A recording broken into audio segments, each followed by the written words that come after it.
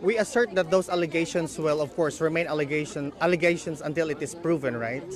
So we maintain that the former president, Rodrigo Duterte, should be brought back to the Philippines.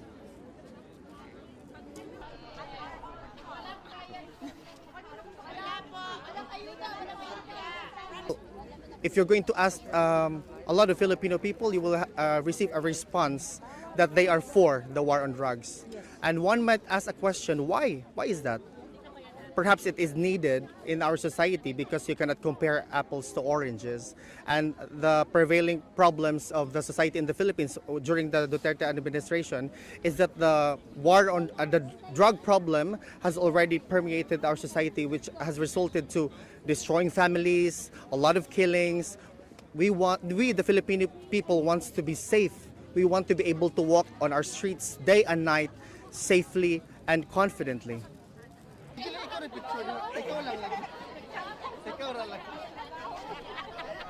Of course, the result should be favorable to the Philippines because we must understand that the Philippines is no longer an ICC member state, and that we also assert that the arrest that was done for him is illegally done. So we want him back to the Philippines. Okay, and maka-cover also this kind of event dito sa Netherlands. There's nothing. It's only accusation. It's not true. Yeah, it's not true because I live in Davao City. Long time ago, he is our very good mayor in Davao City. He's a good man. He's a good mayor. He's a good politician. Balitaan po kami pag sa loob hindi kami makapasok. Kapila na gid ko nagbalik-balik diri ugma mo balik pa ko adtong last presidente. Duterte's plan to file for temporary release from the ICC penitentiary. Militar, sigilin, sigilin, pagbayarin.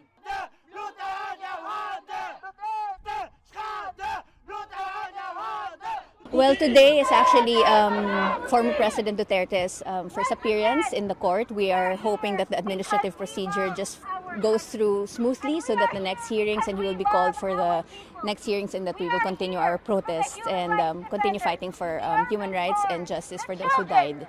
Filipino compatriots under Bayan Europe, alongside our solidarity allies, our faces judges. Faces justice for the first time. We are hoping for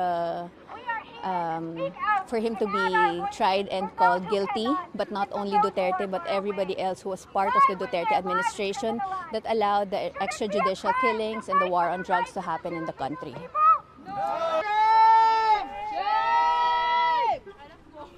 Now Duterte's camp is desperately trying to paint him. Duterte has been given full medical care while on the plane and even as he landed in the Netherlands.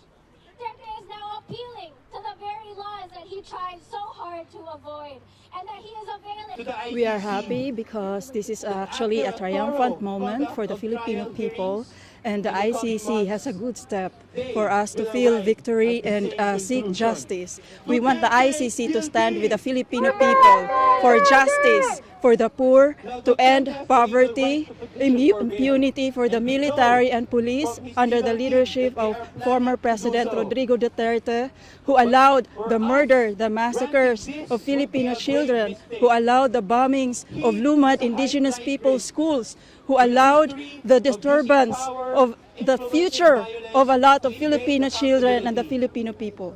Day and night, just to afford a small room, Duterte will have a secure and well-equipped. We hope that the ICC stand with the Filipino people and jail Duterte, because actually he has long been vindicated as guilty of murders, guilty of all the killings and tortures and disappearances and imprisonment of 1,000 of Filipino lives, activists, innocent civilians who have been victims of human rights violations and the war crimes of Duterte.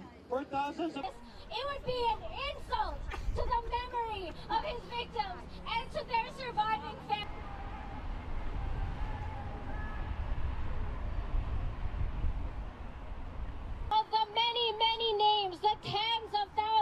people